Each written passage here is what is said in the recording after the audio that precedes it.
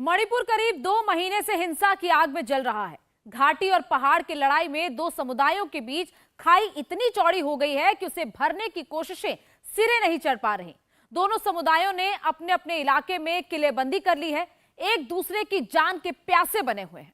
केंद्र सरकार इस आग को बुझाने की हर संभव कोशिश कर रही है, लेकिन कांग्रेस इस पर जमकर सियासत कर रही है। बॉर्डर स्टेट पर सुरक्षा का मुद्दा उठाकर कांग्रेस मोदी सरकार पर लगातार हमले कर रही है। मणिपुर में हिंसा की सच्चाई क्या है? 3 मई को क्या हुआ? 2 महीनों से तनाव क्यों कम नहीं हो रहा? किस बात पर झगड़ा इतना बढ़ गया कि 150 से ज्यादा लोग मार दिए गए? इसकी सच्चाई आपको दिखाने के लिए इंडिया टीवी की टीम तमाम मुश्किलों को पार करते हुए ग्राउंड जीरो पर पहुंची, जहां मेन स्ट्रीम मीडिया नहीं जाता। हमने ये खतरा इसीलिए मोल लिया ताकि आपको नॉर्थ ईस्ट की असली और सच्ची रिपोर्ट दिखा सके। इस रिपोर्ट में देखिए वहां की हकीकत क्या है।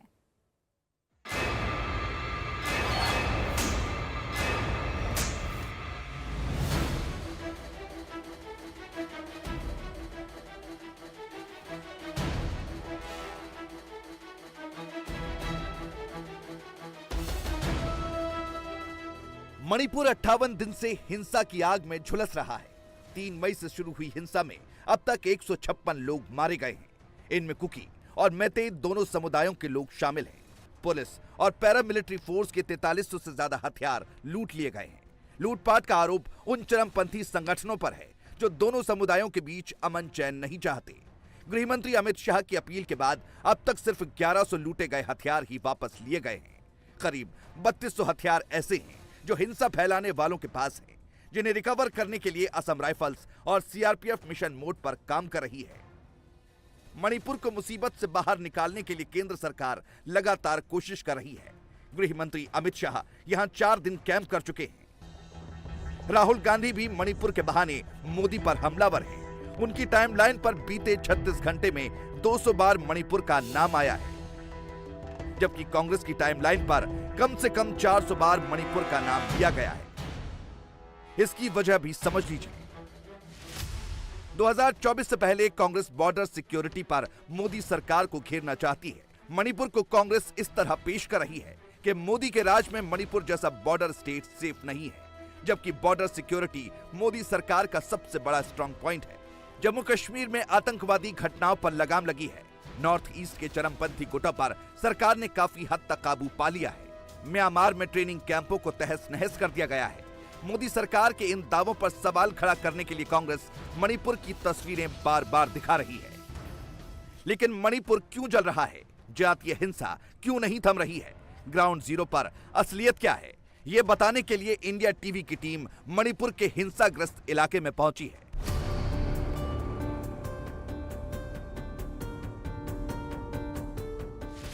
चुराचांदपुर, जहां राहुल गांधी आए थे, वो 3 जून को शुरू हुई हिंसा का एपिसेंटर था।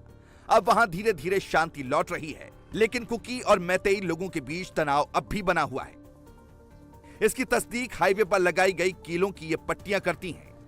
हम इस समय कुकी विलेज में हैं और यहाँ पर चारों तरफ बैरिकेड किया गया है, रास्तों को पूरी तरीके से ब्लॉक कर दिया गया है। उन्हीं गाड़ियों की आवाजाही है जो कि यहाँ से अंदर कुकी विलेज जा रहे हैं और उनकी पूरी परमिशन और एंट्री की जा रही है। और यहाँ के स्थानीय लोग ये कर रहे हैं, जो कुकी समुदाय के लोग हैं वो ये कर रहे हैं। यहाँ पर चारों तरफ आप देखें तो कटीली तारें लगा रखी हैं।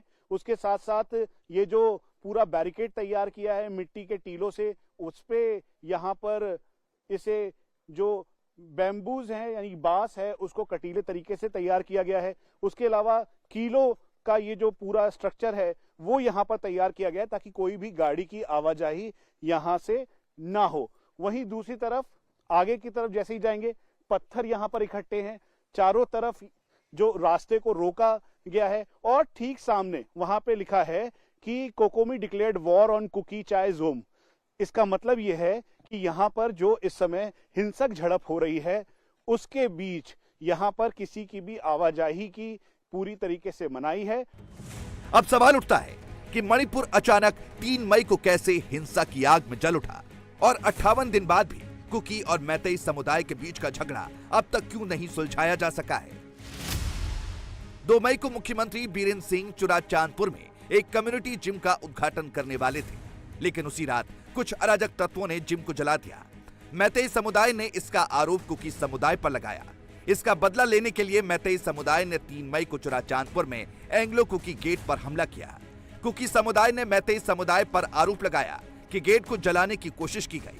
स्थानीय लोगों के मुताबिक जब 3 मई को यहां पर उपद्रव मचा, बहुत ज्यादा दिक्कतें हुई, उसके तुरंत बाद ही मैती और कुकी के बीच की जो हिंसक झड़प है, उसकी वजह से ये चूराचंदपुर जो कि मेन एपी सेंटर है इस पूरी हिंसा का, वहां से आग पूरे मणिपुर में गई और फिर उसके बाद 156 से ज्यादा लोगों की इसमें जान गई।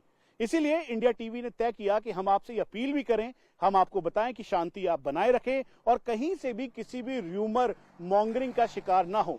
सोशल मीडिया पर जो आ रहा है उससे भी बचे।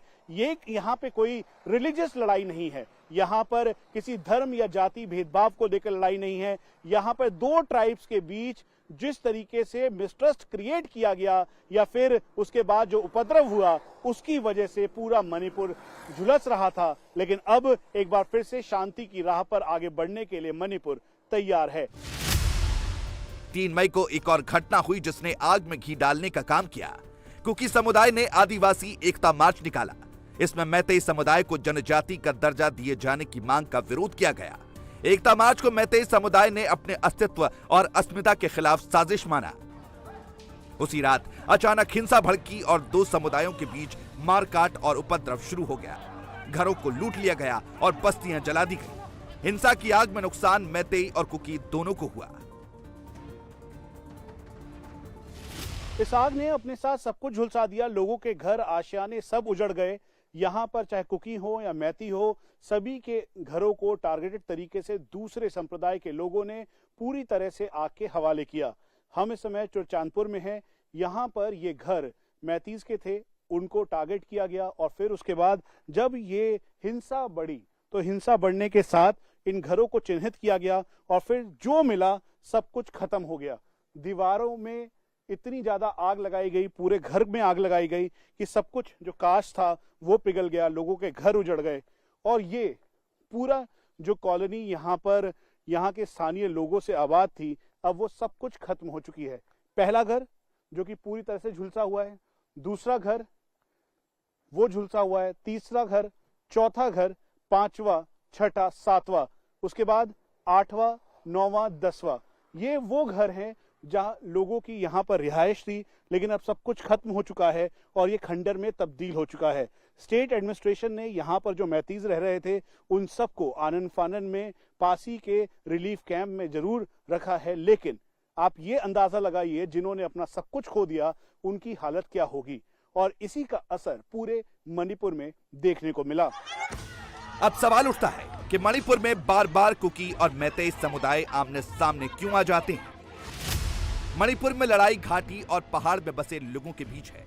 मणिपुर का बहुसंख्यक मैतेई समुदाय घाटी में रहता है और कुकी पहाड़ों में। राज्य में मैतेई की आबादी करीब 53% है, जबकि कुकी की आबादी 40%। ज्यादा आबादी होने के बावजूद मैतेई समुदाय सिर्फ राज्य के 10% घाटी वाले हिस्से में बसा है, जबकि कम आबादी होने के बावजूद कुकी समुदाय राज्य के 90% हिस्से में बसा है।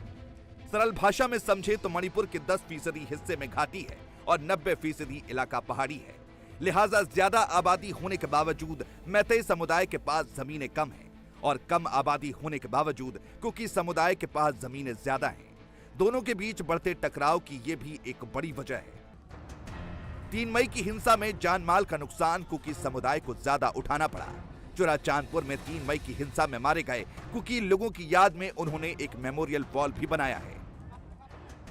मणिपुर में अभी तक जो हिंसक झड़प हुई है मैतीज और कुकीज के बीच में, उसमें कुल मिला के 156 लोगों की जान गई है। इसमें आंकड़ा करीबन 110 के लगभग कुकी के उन लोगों का है जिन्होंने अलग अलग जगहों पर अपनी जान दी है। इस समय हम चुराचांदपुर में हैं। ये मेन एपी सेंटर है इस पूरे के पूरे रॉयट्स का, हिंसक झड़प का। यहाँ पे सिंबॉलिक तौर पर जो यहाँ के स्थानीय लोग हैं उन्होंने कुकी समुदाय के जो लोग जिनकी जान गई है उनके यहाँ पे कॉफिन सिंबॉलिक रखे हुए हैं और उसके साथ साथ उनकी तस्वीर यहाँ पर लगाई है।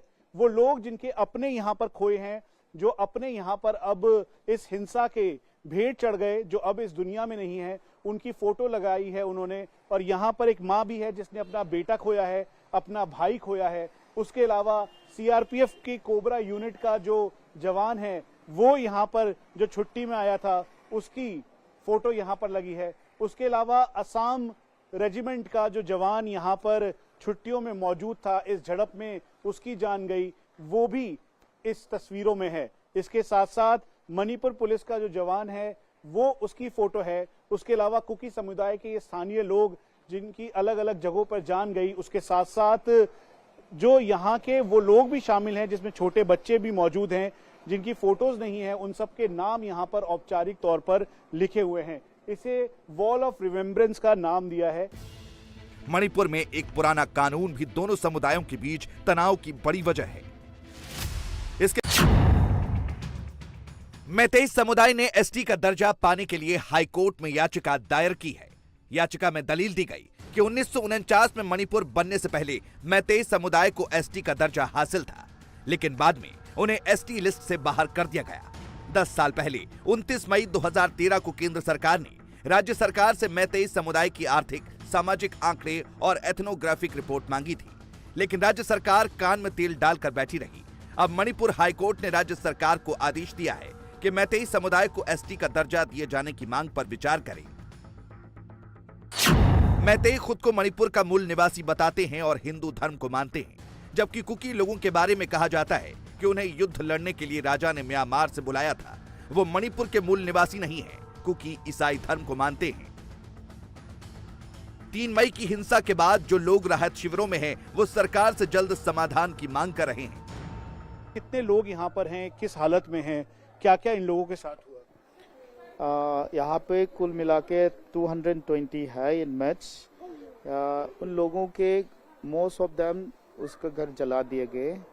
यहाँ के स्थिति काफी वो है, बदतर है मेरे ख्याल ये से। सभी मैतीज हैं जिनके घर चांदपुर में मैतेईस भी है और कुछ लोग भी है, उन लोगों ने ट्राइबल पे शादी किया, उसके बाद यहाँ पे भी रह रहा है। इंसिडेंट शुरू हुआ दिन में जला गया, सब कुछ जला गया। हम डेट 4 से डेट 9 तक चुरचांदपुर डीसी में रहते हैं और कुछ नहीं बचा। हाँ, कुछ नहीं बचा है। सब मेरा वो बच्चा है, वो मेरा ड्रेस कोड और ये सेल फोन। सिर्फ आपका क्या नाम है? मेरा नाम काजल है। मैं काजल, घर की क्या हालत थी, कैसे निकले आप लोग, क्या हुआ था? जैसे कि हम सबको पता है कि ये राइट 3 मई को हुआ था। उस वक्त हम लोगों ने कोई भी प्रिपेयर नहीं किया था। तो 7 बजे हम लोगों को पता चला कि हमारी नेक्स्ट कम्युनिटी वो है खुमुजाम्बा, वहाँ पर कुछ हलचल हो रहा है। तो हम लोगों ने वहाँ से एक आंटी ने कॉल किया, तो उन आंटी ने बोला कि तुम लोग भाग जाओ वहाँ से। तो हम लोग भागे। उन लोगों ने हम लोगों पर पत्थर फेंका। हम लोग लकी थे कि हमारा गेट हमारे सामने ही थे।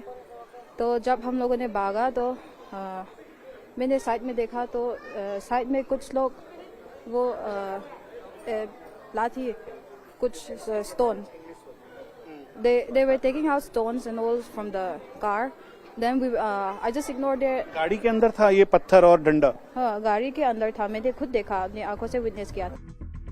मणिपुर में मैतेई भले जनसंख्या में ज्यादा हैं, लेकिन पैसे में कुकी भारी हैं। आरोप लगाया जाता है कि कुकी लोगों को बॉर्डर पार म्यांमार से हथियार मिल रहे हैं। इसके अलावा इस इलाके में बीते कुछ सालों में अफीम की खेती तेजी से बढ़ी है। एक आंकड़े के मुताबिक मणिपुर में 2017 से 2023 के बीच 15,497 एकड़ जमीन पर अफीम की खेती होती है। 13,122 एकड़ जमीन पर कुकी अफीम की खेती करते हैं, जबकि 2,340 एकड़ जमीन पर नगा अफीम उगाते हैं। मैतेई सिर्फ 35 एकड़ जमीन पर अफीम की खेती करते हैं। एंटी नारकोटिक्स कंट्रोल ब्यूरो के मुताबिक मणिपुर में अफीम की खेती पर म्यांमार, थाईलैंड और लाओस के ड्रग माफियाओं का कब्जा है। इसे ही अंतर्राष्ट्रीय ड्रग्स तस्करी का गोल्डन ट्रायंगल कहा जाता है। ऐसे में सवाल उठता है कि क्या मणिपुर में कुकी समुदाय की बढ़ती ताकत में अफीम की खेती और मादक पदार्थों की तस्करी का कोई रोल है? इस इलाके में हिंदुस्तान का दुश्मन चीन भी अपनी बिसात बिछा रहा है। खुफिया सूत्रों के मुताबिक मणिपुर में चरमपंथियों को हथियार और पैसा देकर वो अशांति पैदा करने की नई चाल चल सकता है। इसके अलावा मणिपुर से 4 नेशनल हाईवे जाते हैं, जिनमें 3 को लोगों ने बंद कर रखा है। इन्हीं से होकर सेना और पैरा मिलिट्री फोर्स को रसद के साथ साथ गोला बारूद भी सप्लाई होता है और बॉर्डर तक सेना का साजो सामान पहुंचाया जाता है। लिहाजा मणिपुर में हिंसा का समाधान जल्द खोजना जरूरी है ताकि दुश्मन को कोई मौका नहीं मिले जिससे देश को नुकसान हो। कुल मिला के और हाईवे, जिसमें highway number 102, highway number 202, highway number 37, इन चारों हाईवे में से केवल हाईवे नंबर 37 जो है यानी नेशनल हाईवे 37 वो खुला हुआ है, लेकिन स्थिति वहां पे बहुत खराब है। इसलिए जो भी रसद यहां पर आ रही है वो 102 नेशनल हाईवे ब्रेवो से आ रही है, यानी मिजोरम वाली तरफ से यहां पर वो प्रवेश रसद जो इस समय असम राइफल है और उसके अलावा सिक्योरिटी फोर्सेस है उनको मिल रही है, क्योंकि इन सभी जगहों पर ठीक इसी तरीके से पोस्ट है। पीछे आप देखें तो वहां पे जो युवक आया है उसकी पूरी चेकिंग की जा रही है, एक एक चीज चेक किया जा रहा है, ऑटो को चेक किया गया, यहाँ पर महिलाओं के हाथों में डंडे दिखाई देंगे और इनका कहना है कि बफर जोन क्रिएट किया गया है। बफर जोन का मतलब है ये आखिरी छोर है और इसके बाद करीबन 1 किलोमीटर की दूरी पर मैती के जो गांव हैं वो शुरू होते हैं और इसीलिए कहीं से भी हिंसक झड़प ना हो, इस बात को देखते हुए असम राइफल और एडमिनिस्ट्रेशन ने इसे बफर जोन क्रिएट किया है ताकि इसके आगे कोई भी वो व्यक्ति ना जा सके जो कि कुकी समुदाय का है या कुकी ट्राइब का है और वहां से मैती ट्राइब का कोई भी ना आ सके। एक बार हम फिर से आपको अपील करें कि आप यहां पर शांति बनाए रखें, किसी भी र्यूमर का शिकार ना हो, र्यूमर को बिल्कुल भी ना देखें, सोशल मीडिया पर सतर्कता बरतें। खास तौर पे मणिपुर को लेकर इस समय कई सारी जानकारियां फ्लोट की जा रही हैं जो ऑन ग्राउंड तस्वीर से बिल्कुल अलग है। अब सवाल उठता है कि केंद्र सरकार इसके लिए क्या कर रही है। केंद्र सरकार ने राहत शिविरों में रह रहे लोगों के लिए 101.75 करोड़ रुपए के राहत पैकेज को मंजूरी दी है, जिससे उन मकानों की मरम्मत भी की जाएगी जिन्हें 3 मई की हिंसा में जला दिया गया। राज्यपाल अनुसुईया उइके की अध्यक्षता में एक शांति समिति का गठन किया गया जो लोगों से बातचीत कर रही है। गुवाहाटी हाईकोर्ट के पूर्व जस्टिस अजय लांबा की अगुवाई में एक जांच आयोग भी बनाया गया है। मणिपुर में बीजेपी की सरकार है। 3 मई की हिंसा के बाद मुख्यमंत्री बीरेन सिंह ने इस्तीफा देने की पेशकश की, लेकिन वहां की महिलाओं ने उनका रास्ता रोक दिया। महिलाओं का भरोसा बीरेन सिंह पर बना हुआ है। सीएम आएगा, वो सीएम ने बोल दिया उसका रिजाइन करने के लिए बोल दिया, हम लोग ने बोल दिया रुको, बोल दिया नहीं मत करो, बोल दिया। हम सब भी साथ है, इसीलिए स्ट्रॉन्ग करने के लिए तो भी सीएम का रिजाइन मत करो, स्टैंड करो बोल दिया। हम सब के लिए, मणिपुर के लिए स्टैंड करो बोल दिया। अभी नहीं करना चाहिए, no, he should not resign now, बाद में करिए, अभी नहीं। अभी समस्या हो रहा है, समस्या का समाधान तो पूरा करके हमको अच्छी तरह से रखना चाहिए, इसलिए बीरेन को रिजाइन करने की वजह हम ऐसे खड़ा है क्योंकि रिजाइन करना नहीं चाहिए। इंडिया टीवी हर वक्त हर जगह डाउनलोड करने के लिए सर्च करें India TV news Google play store या ऐप स्टोर पर।